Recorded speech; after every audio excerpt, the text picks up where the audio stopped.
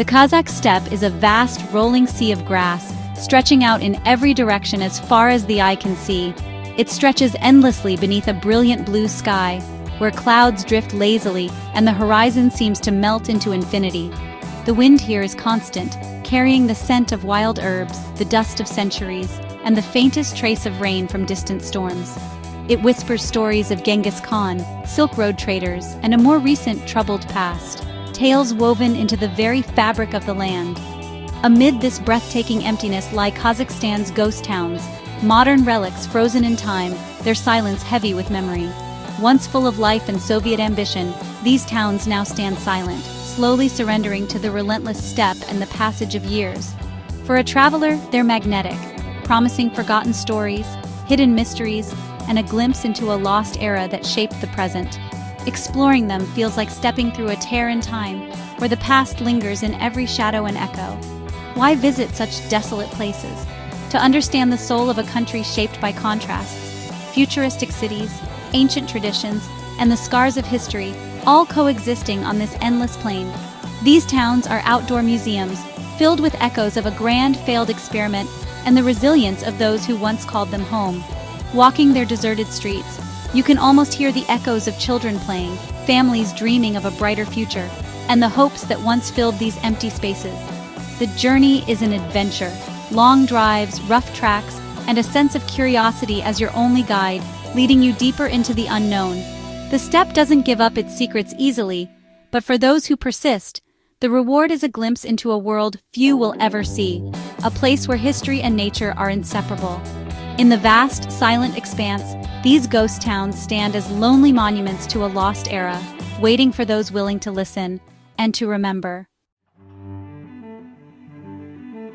To truly understand these towns, we must journey back to the Soviet era, a time when the world was rapidly changing and new ambitions were taking shape across the vast Eurasian landscape. The Soviets saw Kazakhstan's endless steppes as a blank canvas for their grand vision of modernity, progress, and power, a place where they could reshape both land and society. From distant Moscow, planners and engineers designed new towns, built rapidly, often with a single strategic purpose in mind, transforming the empty grasslands into bustling centers almost overnight. Some of these towns supported the legendary space program at Baikonur, launching humanity into orbit.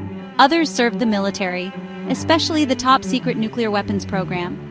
Towns like Kurchatov and Chagan became home to thousands of scientists, soldiers, and workers, all living in secrecy and under the watchful eye of strict state control. For residents, these towns offered modern flats, good schools, and the promise of a better life, an elite project on the edge of the frontier, far from the familiar cities of Russia. Life was a unique mix of privilege and isolation, dictated by the unyielding rhythms of the factory, the base, or the research lab, with little contact to the outside world. Yet, despite the isolation, communities flourished. Families grew, holidays were celebrated together, and hope for a brighter future thrived in these remote settlements. Few could have imagined how quickly it would all unravel, as the collapse of the Soviet Union left their homes and dreams to the mercy of the relentless steppe winds. These towns were built on dreams and ambition, but their foundations, both physical and ideological, would soon begin to crumble, leaving only memories behind. The collapse of the Soviet Union in 1991 shattered the dream that built these towns. The state apparatus vanished, funding dried up, and the factories and bases lost their purpose. Residents faced sudden unemployment, unpaid salaries, and broken supply chains. With no prospects, people left in droves, abandoning homes, furniture, and memories. The exodus was swift. Towns of tens of thousands emptied almost overnight. Infrastructure was abandoned, power, water, and heat cut off. Buildings decayed, exposed to harsh winters and relentless sun. What remains are modern ruins, frozen at the moment of abandonment. For those who lived here, the Soviet collapse was a personal catastrophe. These towns are monuments to how quickly systems can fail, and how deeply ordinary lives are affected. The silence that lingers is the echo of a superpower's collapse.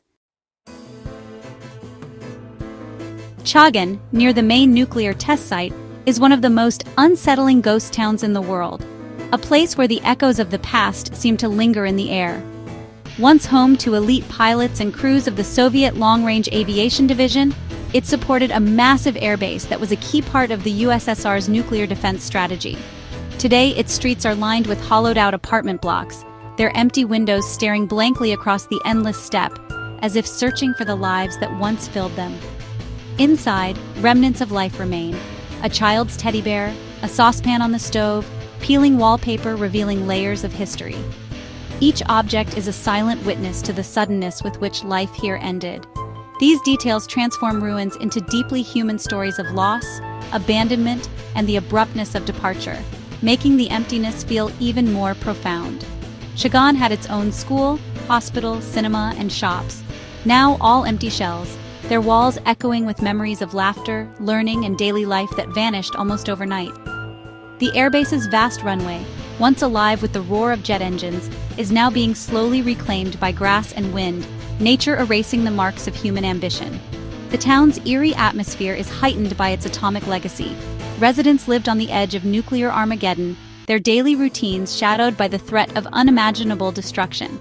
Standing here, you feel the weight of Cold War history and the immense power that once resided in these ruins, a power that shaped the fate of nations and the lives of ordinary people. Chagan is a ghost of the atomic dream, a place built for a future that never came, its grand ambitions now reduced to silence and dust. Its silence is a chilling reminder of how close the world came to a darker fate, and how quickly entire communities can vanish when history takes a sudden turn. The town's decay speaks volumes about the true cost of the arms race, the fragility of human achievement, and the impermanence of even the most ambitious dreams. Here, the atomic age lingers in every shadow, a haunting presence that refuses to be forgotten. Kurchatov, named after the father of the Soviet atomic bomb, was the scientific headquarters for the Semipalatinsk test site. Though a small population remains, large parts of the city are deserted.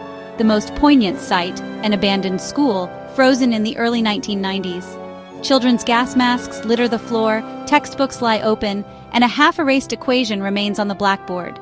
It feels as if teacher and students simply vanished. The gymnasium is silent, a deflated basketball in the corner, climbing ropes hanging limply. These classrooms are a powerful symbol of a lost generation, children raised to be the Soviet scientific elite, their future dissolved. Exploring Kurchatov's abandoned sections is profoundly emotional, forcing you to confront the human scale of history. The silent classrooms tell a story more powerful than any textbook, a sudden, jarring end to a way of life. Kurchatov is a silent memorial to a future that was promised but never delivered. In a land rich with folklore, Kazakhstan's ghost towns have inspired modern legends. Locals speak of strange lights over Chagan's airbase and eerie sounds from empty apartment blocks. Some tell of the ghosts of the polygon, spirits of those lost to radiation, wandering the steppe, shadowy figures in windows, wedding dresses left behind, and meals abandoned mid-cooking. These stories capture the suddenness of the exodus. They're not just spooky tales, but ways to process trauma and remember lives interrupted. Legends warn of lingering dangers, mutated animals, strange illnesses, and the invisible threat of radiation. These stories are the soul of the place, blending memory, fear, and the need to make sense of catastrophe. They serve as a warning and a way to keep the past alive. The folklore of these towns is a living testament to the pain and resilience of the people. In every whisper, the emotional truth of what happened here endures. Amid Soviet ruins, the spirit of traditional Kazakh culture endures. On the steppe's edge, shepherds on horseback and solitary yurts stand as symbols of resilience.